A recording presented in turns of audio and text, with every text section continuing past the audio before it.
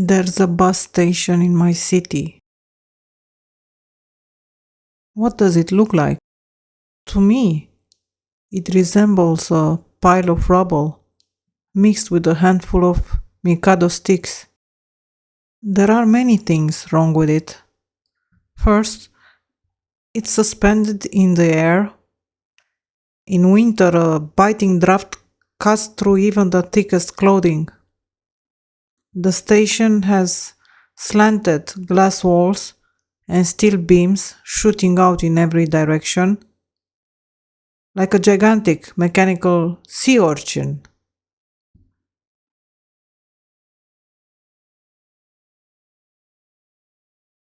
Bird droppings stain the glass. As for the steel chairs, you can't sit on them outside of summer. They feel like blocks of ice. This bus station is a physical manifestation of what happens when focus is lost. The architects, perhaps seduced by aesthetics or abstraction, lost sight of the core purpose, serving the people who use it. They fell into what could be called a Promethean complex. They aimed to bring fire from the gods, to create something groundbreaking, disruptive, but ended estranged from the very people it was meant to serve.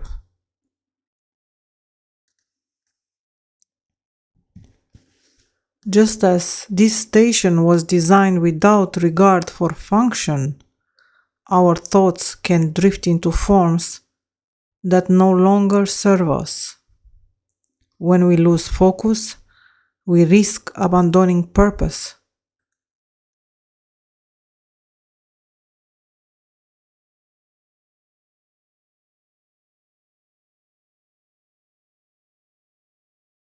I like Arabica coffee.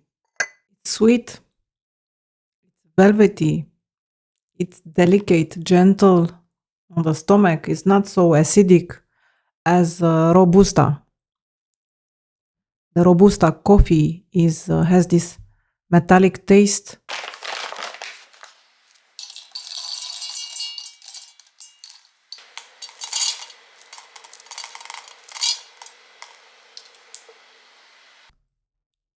A little bit sour, you know? These days, Arabica is hard to find. Did you notice? When I find it on the shelves, it's usually overpriced. It used to be everywhere. And even the shop nearby, the shop I used to praise, now sells it for 40% higher prices. And many times the shop's shelves are empty. That happens frequently. What happened to abundance? Why do I feel like the scarcity is looming? And just like that, I went from this beautiful, fragrant coffee to anxious thoughts.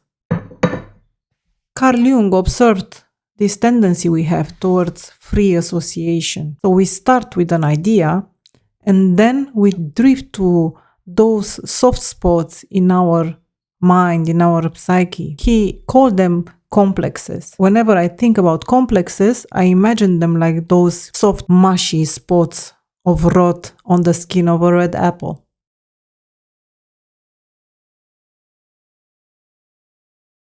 One of Jung's friends traveled to Russia and he saw these writings in Cyrillic alphabet. And as he was meditating and observing them, his thoughts started to drift and associate, and his thoughts ran like wild horses. And he ended up face to face with his inner wound. You know that saying that all roads lead to Rome? Well, all thoughts appear to lead to complexes if you let them. So, how do we remain focused? The spiral is a profound image in depth psychology. It represents conscious descent into the unconscious, returning cycles and the deepening of insight. When we admire an object of great significance, we circle around it, isn't it? The spiral allows us to return, to re-see, to rediscover, mirroring how we truly explore meaning.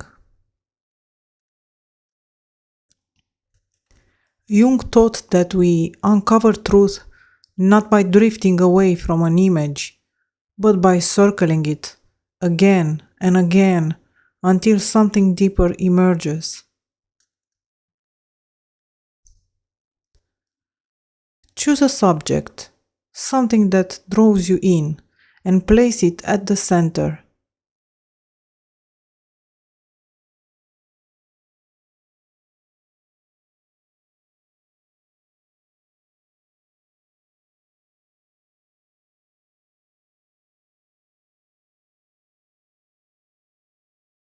Then slowly draw a spiral around it.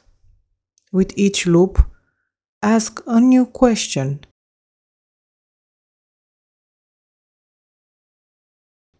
Make a fresh observation.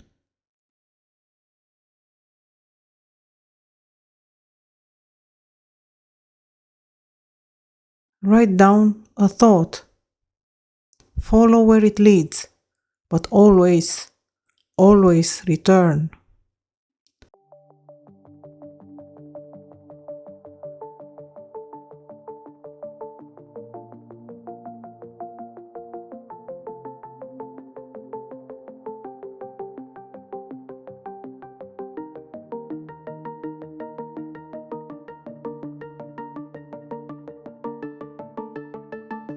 This is how we stay with the image, and this is how we stay focused.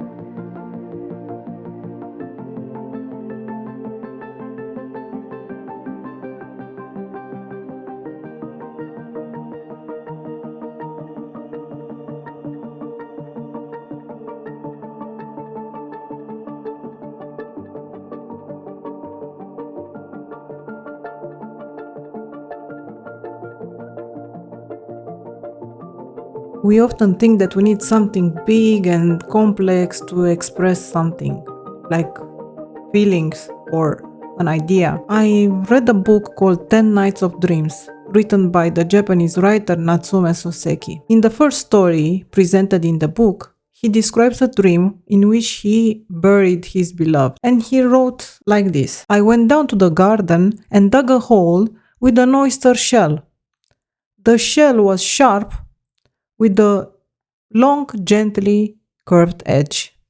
The mother of pearl inside the shell glinted in the moonlight. With every scoop of the earth I removed. That's it. No 400-word book about grief or losing somebody. He described grief as we experience it, half-heartedly. We want to bury the past, but a part of us is unwilling. So that's why he symbolically uses a small oyster shell instead of a shovel. Because when you use an oyster shell, the burial will take forever, right? It will take very long. And this is his way of staying attached to the body of the beloved, right? He only needed 2-3 phrases to express this whole grief. How we grieve. Slowly, gently, and unwillingly. I think it's important that we don't let our thoughts run like wild horses. We have to call them back and let what you say and what you create be like a Neolithic statue with clean lines, elegance, timeless. That's all from me. See you next time.